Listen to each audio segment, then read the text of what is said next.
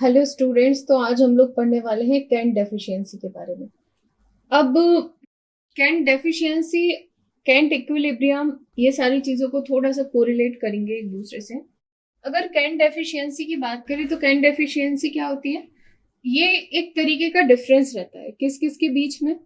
जो भी आपका, आप मान के चलिए, जब भी हम कैलकुलेशन करते हैं, अभी हम एक डेरिवेशन भी करेंगे, इससे रिलेटेड कुछ क्वेश्चंस भी करेंगे। जब भी हम डेराइव करते हैं तो थ्योरेटिकली जो चीजें आती हैं, जरूरी नहीं है कि वैसे ही के वैसे ही आप उसका इम्प्लीमेंटेशन कर सकें फील्ड पे। अगर आप उसका इम्प्लीमेंटेशन जो एक्चुअल आया है उससे अगर कम कर रहे हैं, तो इन दोनों का डिफरेंस को ही हम क्या कह रहे हैं? कैंट डेफिशिएंसी कह रहे हैं। मतलब कि अगर कोई व्हीकल आपका स्लोप, इस तरीके का स्लोप है, और इस स्लोप में अगर कोई व्हीकल ट्रेवल कर रहा है ना, ये आपका व्हीकल।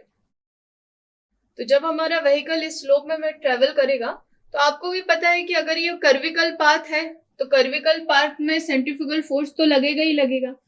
इसके साथ साथ हमें इस तरीके से इसको बैलेंस करना है कि इसमें आने वाले जितने भी फोर्सेस हैं वो एक दूसरे को क्या कर सके, काउंटर ऑफ कर सके। यहाँ पे आपका एक तो सेंट्रीफ्यूगल फोर्स लगेगा, यहाँ पे वेट लगेगा, इसी के साथ साथ यहाँ पे एक और फोर्स आएगा जिसको हम कहेंगे फ्रिक्शन फोर्स।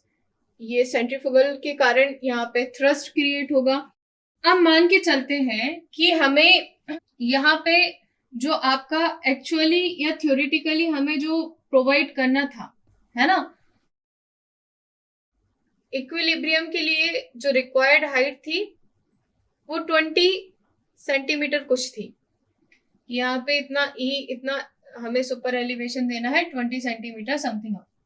ठीक है, अब इतना हमको देना चाहिए था, और रिक्वायर्ड इक्विलिब्रियम के लिए, मतलब थ्योरेटिकली जो हमने कैलकुलेट करा था रिक्वायर्ड इक्विलिब्रियम के लिए, वो इतना होना चाहिए।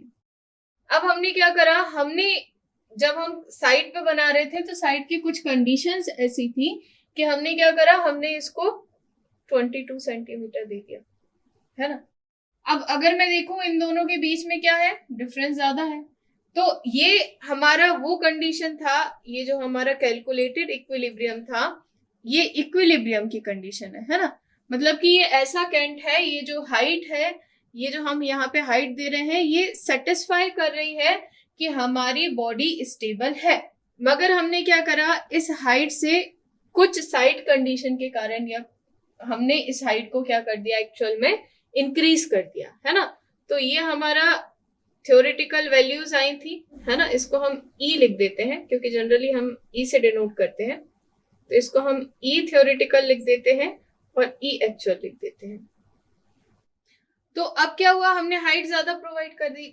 जैसे ही आप इक्विलिब्रियम से ज्यादा हाइट को प्रोवाइड करेंगे, तो पहले तो वेट हम इक्वल ही दोनों साइड दे रहे थे, है ना, क्योंकि हमने देखा था कि जब हम कर्व पे मूव करते हैं तो कर्व पे मूव करते टाइम एक जो आपका इनर साइड का जो व्हील है, इस पे ज्यादा वेट आ जाता है और आउटर साइड वाले व्हील पे कम वेट आ जाता है। इसके कारण एक्स्ट्रा थ्रस्ट यहाँ पे क्रिएट होता है। तो इसलिए हमने यहाँ पे क्या दिया, स्लोप दिया। अब इस स्लोप को हमने बढ़ा दिया। अब जैसे ही स्लोप बढ़ा है, अभी तो यहाँ पे इस कंडीशन में दोनों ही व्हीकल के जो लोड आ रहा था वो इक्वल था। जैसे ही हमने इंक्रीज करा तो क्या होने लगा, यहाँ एक्स्ट्रा थ्रस्ट जनरेट होने लगा और एक्स्ट्रा वेट कहाँ पे आने लगा, हमारे ये वाले, ये जो हमारा ये वाला इनर फेस का जो भी हमारा लेग है, जो भी व्हील्स है, उस पे आने लगा। और इसके कारण अब क्या हो जाएगा, पहली चीज, अगर एक्स्ट्रा थ्रस्ट आ रहा है तो उसके डिरेलमेंट के चांसेस बढ़ जाएंगे। इसी के साथ साथ क्या होता है कि जब आप यहाँ पर रेल प्रोवाइड करते हैं, तो जब हम यहाँ पे रेल देंगे और इस रेल के ऊपर ही व्हीकल चल रहा है ना, और ये जो व्हीकल चल रहा है ये कुछ आपके एंगल से चल रहा है इस तरीके से, है ना। उसका व्हील बिल्कुल स्ट्रेट तो रहता नहीं है, कुछ एंगल पे टिल्टेड रहता है। उसके साथ साथ इसमें कोनिंग भी दे रखी है। आपने जो व्हीकल आप यहाँ पे व्हील यूज करते हो उसमें इस तरीके से कोनिंग देते हैं हम, है ना। तो इसमें कोनिंग भी दे रखी है, तो और ज्यादा हमने क्या करा, लेटरल थ्रस्ट को और ज्यादा बढ़ा दिया। अब ये क्या करेगा, ये जो रेल है इसको इस तरफ क्या करेगा, पुश करने की कोशिश करेगा। जब ट्रेन मूव होती है तो ट्रेन क्या करती है, ये जो इनर रेल का फेस है इसको बाहर की तरफ पुश करने की कोशिश करेगी। तो यहाँ पे चांसेस है कि यहाँ पे जो लगे हुए फास्टनर्स है, जो स्टिफनर्स है, वो क्या हो जाए, निकल जाए या उखड़ जाए। अगर रेल की स्ट्रेंथ कम है या बार बार ऐसा हम इम्पैक्ट करेंगे तो उस टाइम पे यहाँ पे क्या हो जाएगा, आपको देखने को मिलेगा कि रेल बकलिंग हो जाएगी यहाँ पे, है ना। तो रेल बकलिंग के चांसेस बढ़ जाएंगे। ठीक है, तो ये हमने समझ लिया कि केंट क्या होता है, केंट डेफिशिएंसी क्या होता है। जो भी आपका थ्योरेटिकल वैल्यू इक्विलिब्रियम से अगर हमने क्या कर दिया, केंट को ज्यादा या कम प्रोवाइड कर दिया, इसी को हम कहते हैं केंट डेफिशिएंसी। अब देखो केंट डेफिशिएंसी की कुछ लिमिटेशन है। कई बार हम केंट डेफिशिएंसी दे देते हैं, इसलिए दे देते हैं कि मान लीजिए अगर बहुत ज्यादा हिली एरिया है ना, अगर आपको बहुत ज्यादा हिल पे चढ़ाई करनी है, उसके बाद आपका कर्विकल पोर्शन है, तो उस टाइम पे आप एक्स्ट्रा थ्रस्ट क्रिएट करने के कारण या स्पीड को व्हीकल के स्पीड अप करने के लिए आप ऐसा करते हैं कि आप थोड़ा बहुत कैंट बढ़ा देते हैं। मगर हम बहुत ज्यादा कैंट नहीं बढ़ा सकते, है ना। तो कई बार कंस्ट्रक्शन के टाइम ऐसी कंडीशंस आ जाती है कि हमें बढ़ाना ही पड़ रहा है, साइट ऐसी है कि वहां पे कम कैंट नहीं दे सकते। तो अगर हमने कैंट बढ़ा दिया तो क्या हो जाएगा, बहुत ज्यादा अगर कैंट बढ़ा देंगे तो एक तो हमने ये समझ लिया, इसके साथ साथ रेल के डिफ्लेक्शन की या पैसेंजर को डिकम्फर्ट भी हो सकता है ना। अभी आप जब ट्रेन कर्व से ऐसे कर्विकल पार्ट से जाती है तो आपने देखा होगा, अगर आप ट्रेन में बैठे भी होते हो तो आपको बहुत कुछ समझ नहीं आता कि एक व्हील ऊपर हो रहा है, एक व्हील नीचे हो रहा है, ऐसा कुछ नहीं समझ आता। हमें समझ आता है ठीक है गाड़ी जा रही है, आराम से जा रही है, हम लोग आराम से बैठे हुए। अगर हाइट बढ़ा दी तो क्या होगा, पता चलेगा कि आप लोग इधर को ढुरक रहे हो या उधर को, है ना, ऐसी कंडीशंस बन जाएंगी। तो ये डिस्कम्फर्ट भी क्रिएट कर सकती है, जिससे एक्सीडेंटल चांसेस क्या हो जाएंगे, इंक्रीज हो जाएंगे। तो इसलिए हम कोशिश करते हैं कि हम कैंट को कम रखें। अब ये जो कैंट है इसके अकॉर्डिंग भी कुछ नॉर्म्स बना दिए हैं। ठीक है, नॉर्म्स इसलिए बना दिए हैं क्योंकि अगर आप ज्यादा कैंट दे रहे हैं तो वियरिंग टीयरिंग के चांसेस भी इंक्रीज हो जाते हैं, है ना। बहुत सारी कंडीशंस है। तो हमने क्या करा, हमने यहाँ पर एक कुछ गवर्नमेंट ने नॉर्म्स बना दिए कि जैसे जैसा आपका ब्रॉड गेज है उस ब्रॉड गेज के हिसाब से आपको कैंट या कैंट डेफिशिएंसी आप प्रोवाइड कर सकते हैं। अच्छा, कैंट डेफिशिएंसी डायरेक्टली प्रोपोर्शनल रहती है आपकी स्पीड से।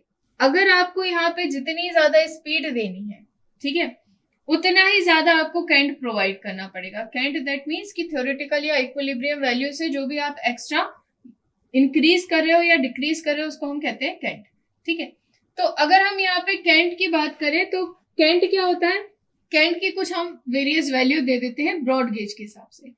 तो अगर हम यहाँ पे बात करें कि किस ब्रॉड गेज के लिए या किस गेज के लिए कितना होना चाहिए, तो देखो इसमें दो कंडीशन होती है। एक तो हम 100 kmph के लिए बात करेंगे, है ना, कि ये जो स्पीड है ये अप टू इतनी हो। ठीक है, आपकी जो ट्रेन की स्पीड है अगर 100 kmph है, किलोमीटर पर आवर्स है, ठीक है, तो उस कंडीशन में आपका कैंट का वैल्यू कितना होगा, यहाँ पे हम देख लेते हैं ब्रॉड गेज के लिए, है ना, मीटर गेज के लिए और नैरो गेज के लिए। अब देखो ब्रॉड गेज मतलब डिस्टेंस ज्यादा है, अगर डिस्टेंस ज्यादा है तो हाइट भी हम इसमें जो हम कैंट दे सकते हैं ज्यादा हाइट का दे सकते हैं। तो कितना दे देंगे इसमें, कुछ 7.6 सेंटीमीटर या फिर आप 76 mm भी इसको लिख सकते हो, है ना। फिर इसके बाद आप दे दोगे 5.1 सेंटीमीटर या 51 mm। इसके बाद आप दे दोगे 3.8 सेंटीमीटर या 38 mm। तो ये तो हमने बात कर लिया कि ये स्पीड कब तक होनी चाहिए हमें, 100 kmph। अगर मान लीजिए कुछ ऐसे टेरेन आ गए जहां पे अगर आपने स्पीड नहीं बढ़ाई, है ना, जैसे अभी मैंने हिली टेरेन की बात करी थी कि एक तो कर्व है उसके बाद हमें ऊपर हाइट भी देनी है, तो अगर हमें और ज्यादा स्पीड बढ़ानी है तो हमें क्या करना पड़ेगा, इसको बढ़ाना पड़ेगा, है ना। तो अब हम क्या करेंगे, अब हम यहाँ पे देखेंगे किस स्पीड के लिए देखेंगे, अगर 100 से बढ़ गई, है ना, अगर 100 kmph से ज्यादा हो गई स्पीड तो फिर क्या होगा। तो देखिए ब्रॉड गेज के लिए तो हम नॉर्म्स बना सकते हैं कि ब्रॉड गेज के लिए हम लोग 10 सेंटीमीटर तक जा सकते हैं, है ना। मगर यहाँ पे जो आपका मीटर गेज है या फिर आपका नैरो गेज है, इसके लिए कोई भी नॉमिनल स्पीड्स नहीं है। मतलब कि अगर आपका गेज कम है तो उस टाइम पे आपको इससे ज्यादा स्पीड या इस स्पीड में आप और कोई चेंजेस नहीं कर सकते, ठीक है।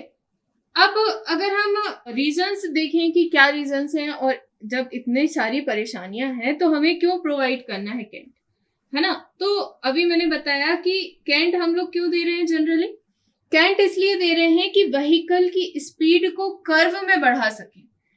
और इसमें देखो, इसमें कुछ प्रोविजंस भी हैं, ये तो हमने उसकी बात कर ली कि ठीक है कैंट कितना देना चाहिए, इसके साथ कुछ प्रोविजंस हैं जो प्रोविजंस कहते हैं कि अगर आप इक्विलिब्रियम कैंट या फिर आप ये जो प्रोवाइडेड स्पीड है ना, तो इस स्पीड से भी अगर आप एक्स्ट्रा जाना चाहते हो, है ना, कि आप अगर कैंट डेफिशिएंसी को और ज्यादा बढ़ाना चाहते हो, मतलब एक्चुअल ज्यादा कर दोगे, थ्योरेटिकल कम कर दोगे, अगर ऐसी कोई कंडीशन आ रही है, ठीक है, तो उस टाइम पे अगर हमारी इक्विलिब्रियम स्पीड से ज्यादा, मतलब इक्विलिब्रियम स्पीड वो होगी जितनी स्पीड पे ये व्हीकल आराम से यहाँ पे मूव कर सके, अगर इससे ज्यादा बढ़ गई हमारी स्पीड तो फिर हम जो हमारा इक्विलिब्रियम या कैंट डेफिशिएंसी का फॉर्मूला हो जाएगा वो क्या हो जाएगा, जो भी ई एक्चुअल है इसको हमें माइनस करना पड़ेगा ई थ्योरेटिकल से, क्योंकि अब इसकी वैल्यू बढ़ गई है।